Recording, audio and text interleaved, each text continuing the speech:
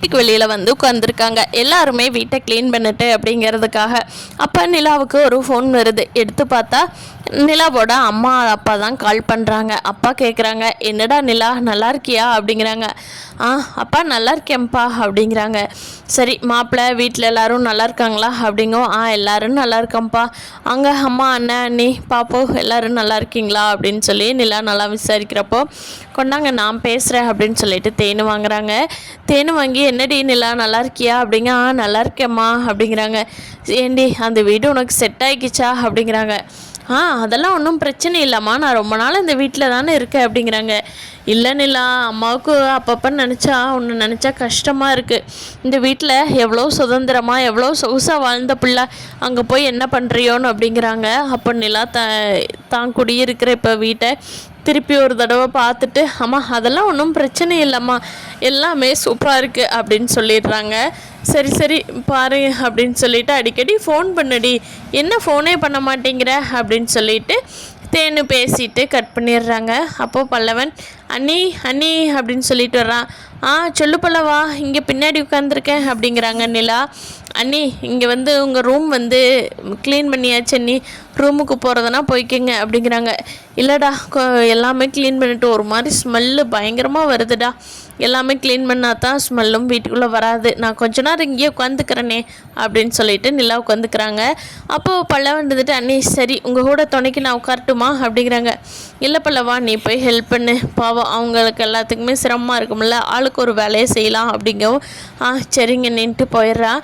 நிலா தன்னோட பழைய நினைவுகளெல்லாம் நினச்சி பார்த்துட்ருக்காங்க.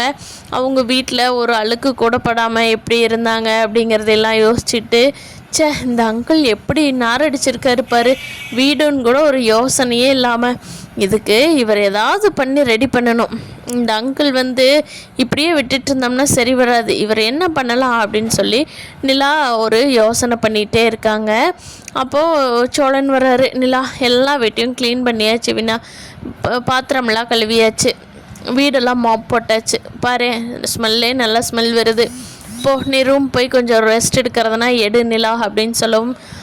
சரி சோழன், நீங்கள் இன்றைக்கி கிளம்பணுமா அப்படிங்கிறாங்க. ஆமாம் நிலா, நான் கொஞ்ச நேரம் மட்டும் ரெஸ்ட் எடுத்துகிட்டு, ஓனர் இன்றைக்கி வண்டியில் எங்கள் வாடகைக்கு இருக்குதுன்னு வர சொல்லியிருக்காரு, மதியமாக வாடா சோழா, ஒன்றும் அவசரம் இல்லைன்னு சொல்லியிருக்காரு, அதனால் அப்போ தான் போகணும் இல்லை அப்படிங்கவும். சேரன் நடந்துட்டு, நானும் சைட்டு வரைக்கும் போயிட்டு வந்துடுறேன், எல்லா வேலையும் அப்படியே கிடக்கு, ஒரு 3-4 நாளாக நான் எதுவுமே பார்க்கல, இல்லை நான் போய் பாட்டு வரேன்னு சொல்லிட்டு கிளம்புறாங்க. பாண்டியும் க்ளீன் பண்ணி முடிச்ச உடனே எல்லாருமே ஒரு வேலைக்கு கிளம்பிட்டாங்க. இப்போது சேரனா போகிற வழியில், கார்த்திகா என்னாச்சு, இந்த 2-3 நாளாக பார்க்கலையே, போய் கார்த்திகாவை பார்த்துட்டு ஒரு எட்டு பார்த்துட்டு போயிடுவோம் அப்படின்னு சொல்லிட்டு சேரனா கார்த்திகா வீட்டுக்கு முன்னாடி சைக்கிள் நிறுத்திட்டு உள்ளே போகிறாரு.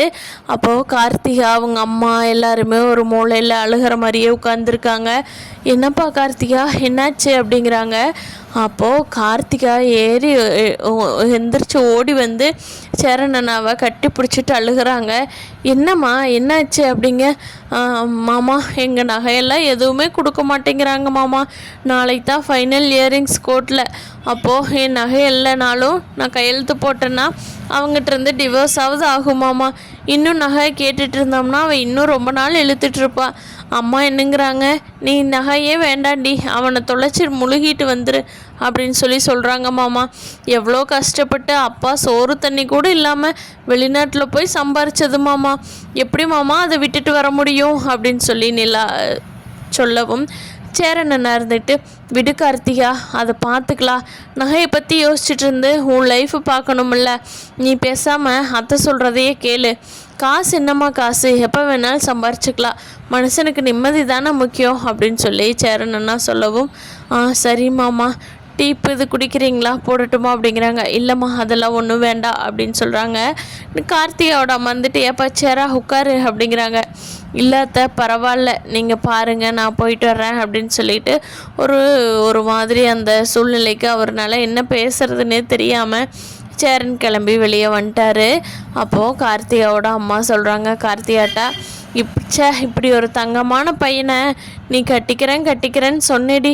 எங்களோட திமிரு கொண்டு போய் எங்கேயோ வெளிநாட்டில் வேலை செய்கிறான்னு சொல்லி அவனுக்கு உன்னை கல்யாணம் பண்ணி வச்சு இப்போ எல்லாத்துக்கும் சேர்த்து அனுபவிக்கிறோண்டி. இந்த தங்கமான பையனை வேண்டான்னு சொன்னமே, அதுக்கு தான் ஆண்டவன் இப்படி ஒரு குழி கொடுத்துருப்பான் போல அப்படின்னு சொல்லவும், ஏம்மா நீ பழச பேசி என்னம்மா பண்ணுறது, நடந்தது நடந்துருச்சு, இனி அதையெல்லாம் பேசினா ஆகுமா, மாமாவுக்கு சந்தா தான் அப்படின்னு சொல்லி எழுதி வச்சுருக்கும்போது நம்ம என்ன பண்ண முடியும் அப்படின்னு கார்த்திகா சொல்லவும், கார்த்திகாவோட அம்மா யோசிக்கிறாங்க, சந்தாவா அவள் தான் இந்த ஊரை விட்டு போயிட்டால, நம்ம எப்படியாவது சேரனோட கையை காலில் விழுந்தாவது கார்த்திகாவை கல்யாணம் பண்ணி சொல்லிக்கலாமா, இந்த யோசனை கரெக்டாக இருக்குமா அப்படின்னு சொல்லி கார்த்திகாவோட அம்மா யோசிச்சுட்ருக்காங்க. ஆனால் கார்த்திகா இதை பற்றி எந்த துளியுமே யோசிக்கல. அவங்களோட மேரேஜ் லைஃப்பை பற்றியே கார்த்திகா சேரன் அண்ணாகிட்ட ஷேர் பண்ணிக்கலாம் அப்படிங்கிற மைண்ட் செட் கொஞ்சம் கூட இப்போ கார்த்திகாவுக்கு இல்லை.